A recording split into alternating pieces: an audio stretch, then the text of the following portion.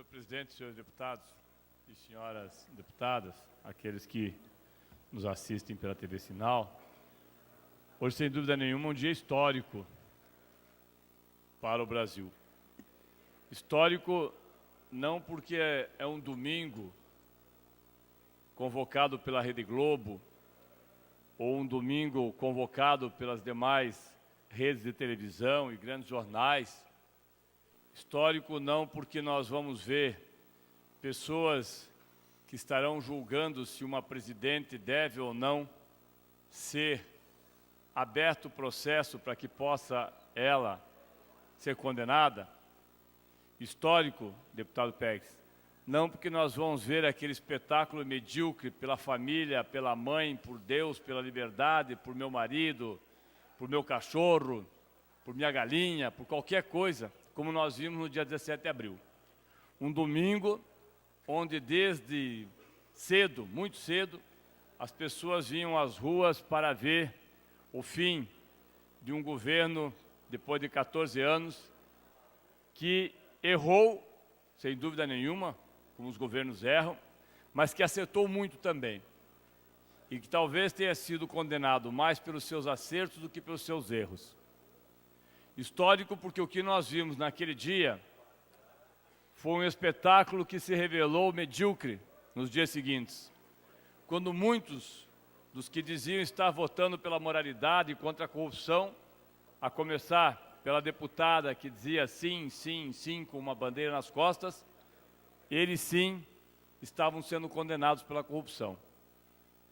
Entretanto, dizia-se que a presidente Dilma, assim que saísse, aliás, se dizia isso desde junho de 2013, deputado Batista, assim que ela saísse, as coisas se resolveriam. Aliás, o governador do estado, o senhor Carlos Alberto, falava isso também, que era preciso que a presidente Dilma e o PT saíssem para que nós resolvêssemos os problemas do país. Pois bem, a presidente Dilma saiu, o PT saiu, assumiu o vice-presidente Michel Temer, como sendo o homem, deputado Scarnavaca, que resolveria todos os problemas em 6 meses. Tudo melhoraria. O país voltaria a crescer, a inflação estaria finalmente resolvida, o emprego voltaria, o presidente Lula seria preso imediatamente, assim como os demais envolvidos na operação mais cara que nós tivemos até hoje na história da Polícia Federal e do Ministério Público, que teve todas as facilidades possíveis e imagináveis, como nenhuma outra teve, inclusive com um projeto de lei aprovado pela própria presidente Dilma. E o que nós estamos vendo hoje? O mesmo espetáculo? Não. Nós estamos vendo hoje um Congresso Nacional, os mesmos, deputado Plauto, que se enrolavam em bandeiras, os mesmos que contavam com o apoio dos batedores de panelas, das senhoras de verde e amarelo, muitas delas que vieram aqui gritar desesperadas contra os deputados, os mesmos que, aliás, às vezes ancorados e amparados pelo próprio Ministério Público, que vazava e continua vazando a todo tempo, só que agora ninguém mais se interessa, porque, aliás, atinge aqueles que não é conveniente interessar-se, como, por exemplo, o Aécio Neves, mas o mesmo Ministério Público que vazava informações, procurador que ia nos braços do povo dizer precisamos de vocês, porque sem vocês não somos ninguém, e que hoje estão quietos. Uma porque não tem mais espaço na imprensa, cansou de ver aquele espetáculo depois de 3 anos, outra porque não interessa também, não interessa ver aquilo que alguns não querem ver. Mas os mesmos que estavam naquele dia, hoje estão tentando votar, porque fala-se em adiar, aliás, não sei nem se não foi adiada já a sessão, pela manutenção do senhor Michel Temer. Mas aí você se pergunta, e eu ouvia um comentário hoje de manhã de um jornalista de uma emissora de televisão aqui do Paraná, que dizia que Michel Temer não sairia. Não sairia porque ele estava ancorado numa base muito forte de deputados. Não sairia porque ele, ao contrário da presidente Dilma, e não que ela não tivesse cometido erro. O mesmo jornalista que dizia que era preciso tirar a presidente Dilma para resolver tudo, falava hoje, num tom quase de conformismo, que o presidente Temer tinha uma fortaleza na Câmara Federal porque sabia operar com os deputados. Ele tinha conhecimento dos trâmites do Congresso, como funcionava o Congresso. Esse mesmo jornalista dá uma senha importante do que significa ter os trâmites e o conhecimento do Congresso. E não precisa ir longe. Quando nós olhamos e vemos que 3,1 bilhão, 3 bilhões e 100 milhões de reais são distribuídos para 467 deputados, a matéria está na Folha de São Paulo de hoje. Primeiros 7 meses deste ano, o governo empenhou 3 bilhões e 100 milhões para 467 deputados federais que apresentaram emendas parlamentares, buscando apoio financeiro para projetos que beneficiam as suas bases eleitorais. Depois falam que não dá para ter financiamento público de campanha, como se isso já não fosse. 2,34 milhões, 2 bilhões e 340 milhões, entre junho e julho. Os principais beneficiários estão aqui os partidos e os que tiveram o per capita mais alto. Entre eles, curiosamente, o PSL, um partido com apenas 3 deputados, onde o senhor Alfredo Kiefer, que dizia tanto que tinha que derrubar a presidente Dilma para voltar a moralidade ao país, para empenhar a moralidade ao país, o senhor Alfredo Kiefer dizia que tinha que derrubar a presidente Dilma, acabar com o PT, como aliás disse o senhor Aécio Neves. Querem acabar com a corrupção, acabem com o PT. Como se o dele, os 2 milhões dele, ou os 500 mil na mala carregada pelo senhor Rocha Loures, ou a nomeação do tal do Angorá, que a gente sabe quem é, Tadeu, na sequência, não significasse nada. E o senhor Alfredo Kiefer é beneficiado agora, segundo a Folha de São Paulo, com 10 milhões e 200 mil reais em emendas. 10 milhões em emendas. Ora, tudo isso seria cômico se não fosse trágico. E quando eu digo trágico, é porque o jornal que mais fez oposição ao PT nesses anos todos, mais fez oposição à presidente Dilma, mais buscou derrubar a presidente Dilma pelas pedaladas fiscais. Pelas pedaladas fiscais que, na semana posterior ao impeachment, o Congresso chegou à conclusão que não era, por si só, crime. E mais ainda, diz na sequência o próprio Tribunal de Contas da União que não houve pedaladas fiscais. Mas aí o STF, que segundo o senhor Jucá deveria estar envolvido, não sei se está ou não, mas diz o senhor Jucá naquela gravação, é preciso estancar essa sangria, referindo-se a Lava Jato, contudo, envolvendo STF, Câmara, Senado, todo mundo. Parece que esses são os profissionais da política. O que diz o Globo de hoje? Ora, o que o Ministério Público Federal entende sobre o comportamento do ex-presidente Lula nas relações promíscuas com empreiteiras precisa valer para todos. Não pode existir uma metodologia de interpretação de fatos entre procuradores e juízes que só valem para o PT. Evidências e indícios são provas válidas para que se abra um processo. Isso tem acontecido com vários políticos. Lula, um deles. Aliás, hoje, novamente, aceita a sua denúncia pelo juiz Sérgio Moro, mesmo sem provas. Mas como provas parece que são difíceis, vale a palavra, vale a convicção. Nós vamos nos livros de história entender o que significa a palavra convicção para algumas operações, entre elas a Lava Jato. É aquilo que você não pode provar, mas que eu acredito que tenha acontecido e por isso eu lhe condeno. Continua o Globo. Lula, um deles. Inconcebível é fazer de conta que nada houve de pelo menos estranho no relacionamento entre Temer, JBS, Joesley, Loures e outros. Ora, jornal Globo, o senhor Temer que o senhor colocou lá já não serve mais.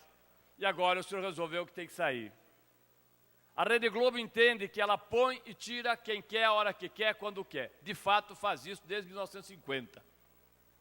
Desde 1950, o jornal O Globo tem uma importância nos golpes que são fundamentais.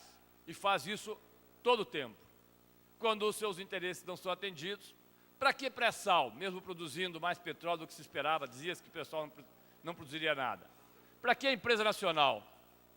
Para que educação de qualidade? Para que universidade? para que nós temos emprego? Para que nós precisamos de uma política com todos os seus erros, senhor presidente, e que nós aqui temos divergências imensas e temos erros, mas que defendemos a política e o parlamento como sendo o espaço fundamental da democracia? Para quê? Se nós podemos ter procuradores, ministros, juízes, que talvez pelo seu sonho pudessem governar diretamente, ungidos por Deus, sem ter a intermediação. Talvez por isso, inclusive, faço um parênteses aqui, que agora a Associação dos Magistrados do Brasil, assim como a AJUF, Associação dos Juízes Federais, assim como também a MATRA, Associação dos Magistrados do Trabalho, fazem uma reivindicação modestíssima, 43% de aumento nos seus pobres salários de 40, 50, 60 mil reais, visto que a dificuldade é muito grande de ser juiz desse país, ser promotor desse país, como pede o Ministério Público 16%. Que se dane os pobres, que se dane o orçamento. Então eu vejo agora o senhor Temer comprando a peso de ouro o Congresso. Aliás, não está comprando, está apenas liberando emendas.